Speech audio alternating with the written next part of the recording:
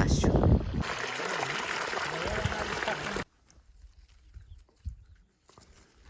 دغه دي ده بیا د زردالو دي بیا به هم پخته وي ده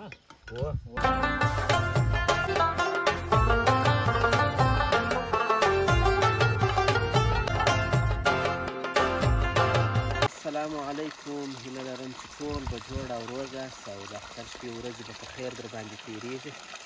نو نن یو ځل بیا راغلي یو له خیره سره د اختر د شپو ورځې یو بله میله مو رایستلې ده په یو ښایسته کلي کې چې د زابل ولایت څخه تقریبا په 100 کیلومترۍ کې شاوخوا پروت ده. نو د دې نن له خیره سره ورځ تېروو، تاسو ته یو ولاګ هم جوړوو، اشپزي هم درښکاروو. نو راځئ تاسو دا ولاګ را سره تعقیب کړئ. نو اوس هم اشپزي مو شروع کړې ده له خیره سره.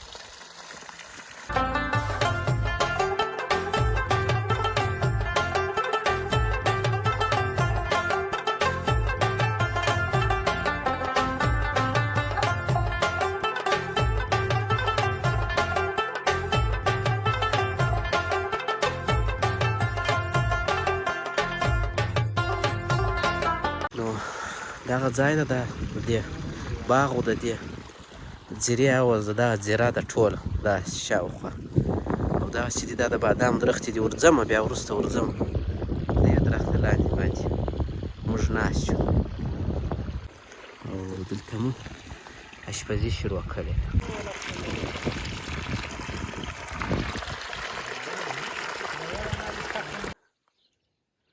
دغه ساحه ده چې موږ کې ناست یو، دا باغ ده. دغه د بادامو درختې دي دا ټولې، دا لاندې یې غنم ورته کرلي دي او دغه زیره ده.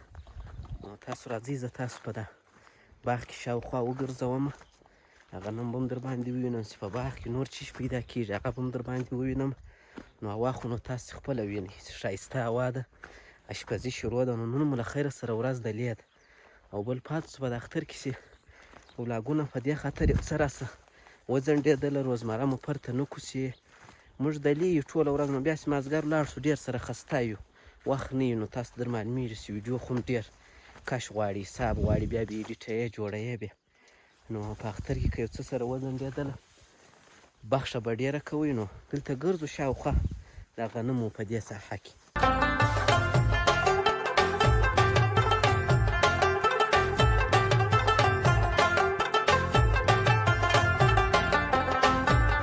ډېر ښایسته ده ټوله غنم دي ماشاءالله، بیخي ښایسته غنم دي.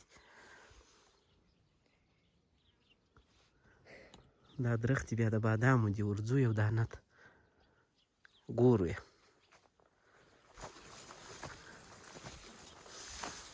دغه دي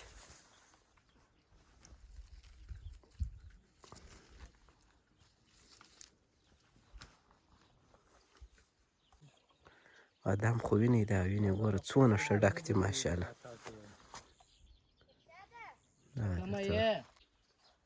نو ویې ګورئ شاوخوا ساحه څونه خوندوره ده ماشاءالله. موږ هم ډېر خوند ځینې اخلو.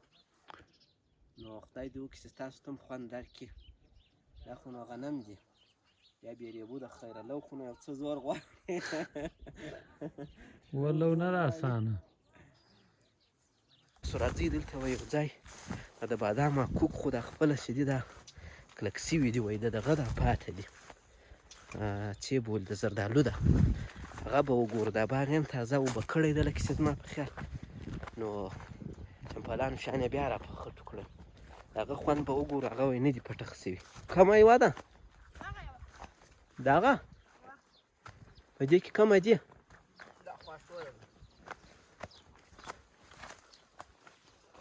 دغه دي دغه دي ده بیا د زردالو دي. اوس بیا خوند وګورو.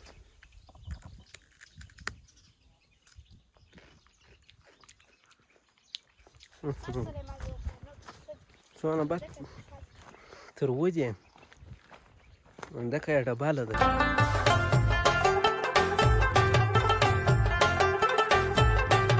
موږ د دیګ سیسټم هم سره برابر شو، په کاژبه باندې مو دیګ کښېښوی.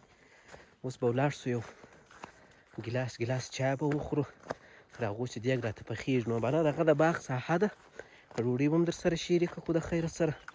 نو ورځ مو بیا دلې ده دا ټوله زیره د دې ته بلک کیومین چې ورته وایي توره زیره دا هغه ده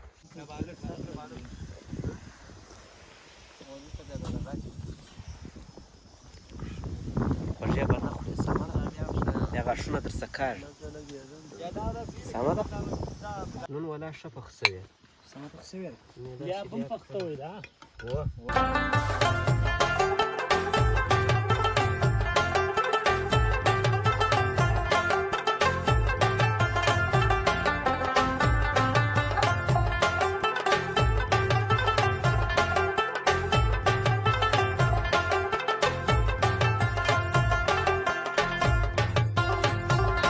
بسم الله الرحمن الرحیم دغه ده ماشاءالله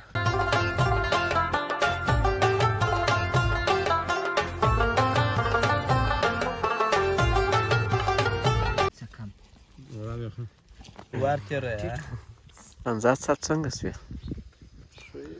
ډوډۍ دې وخوړه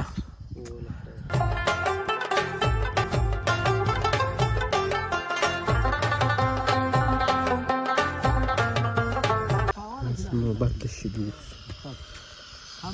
تو نشي هله درې میاشتې بعد